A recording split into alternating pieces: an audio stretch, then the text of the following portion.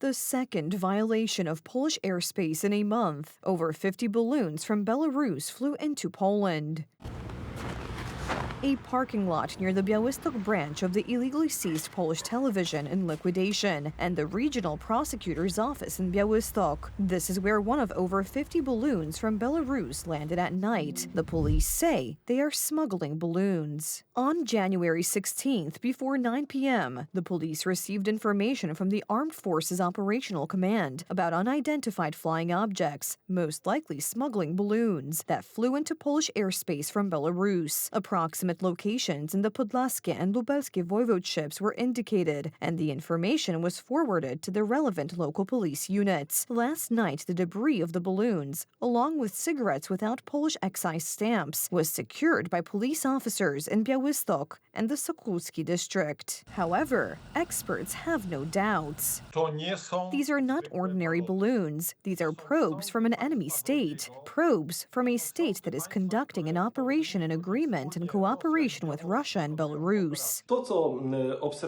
What we observed last night and what TV Republika is obviously reporting is nothing more than a continuation of the hybrid war that Minsk declared on Warsaw even before the full-scale invasion by the Russian Federation, when migrants were used in this war in 2021. It is true that boxes of cigarettes and GPS locators were attached to the balloons, but this is a cover for the objectives of Russia and Belarus. This is an operation carried out by the Russian Federation in Belarus, and this smuggling is being used here as a cover. It's time to simply ask questions. Hello, Mr. Siemoniak. Hello, Mr. Tusk. Serious things are happening here, and it is simply your responsibility.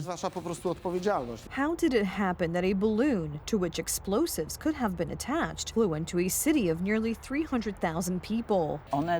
Until now, they have flown into, let's say, sparsely populated areas, but at this point, it's really a different matter. We are dealing with a completely different situation. I also wonder on what basis someone made the decision to allow this object to fly over a large city. Polish Prime Minister Donald Tusk's government remained silent on the balloon raid. The procedures did not work entirely. The lack of any real response from the military to this incident for the second, third, and fourth time does not inspire optimism. Ladies and gentlemen, this was not a coincidence. Only a few reports from the Polish border guard and the police have appeared on the internet. Officers from the Podlasie Border Guard unit have uncovered more packages containing illegal cigarettes. They were smuggled from Belarus to Poland using weather balloons. Efforts are underway to identify those involved in sending and receiving the illegal shipments.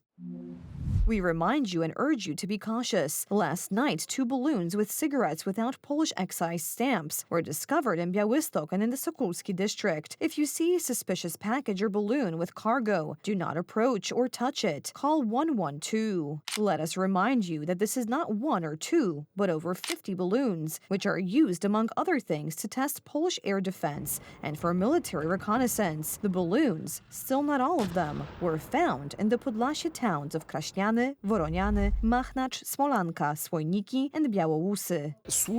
In my opinion, the services have no idea what is actually happening behind our eastern border with Belarus. My question is, do we even have any intelligence gathering information, for example, behind our eastern border, about what is happening in Belarus and who is actually responsible for it? Balloons are a sophisticated type of weapon. Their appearance does not automatically trigger military procedures. One balloon collects information that is crucial for the security of the Polish state. This information goes directly to the desks of the most important officials in Moscow or Minsk. It allows us to test radars, passive sensors, detection response, and decision-making time. GPS is not only used to find cigarettes, it is also used to record the route, altitude, drift of the object, and points of detection loss.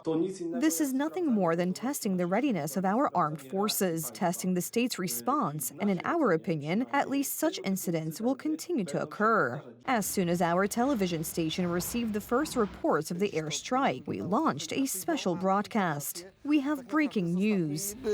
But for both the government and the government media, there are no talks about the incident. The National Security Bureau reports that Polish President Karol Nawrocki is receiving full updates on the air raid from Belarus. Polish President Karol Nawrocki is being kept informed by the head of the National Security Bureau, Minister Sławomir Cęckiewicz, about the course and effects of the nighttime entry of several dozen objects from the territory of Belarus. The National Security Bureau monitored this event throughout the night, collecting and analyzing information obtained from military and civilian institutions, as in the case of the incident on the night of December 24th into December 25th, 2025, when 59 objects flew into Polish airspace from Belarus. The National Security Bureau does not rule out that this is a provocation under the guise of smuggling. The last such serious raid was on Christmas Day, when nearly 60 balloons entered our country. In September, Poland was attacked by more than 20 drones. Did Donald Tusk's government and its services learn anything from this? And can the Polish people feel safe? We leave the answer to you.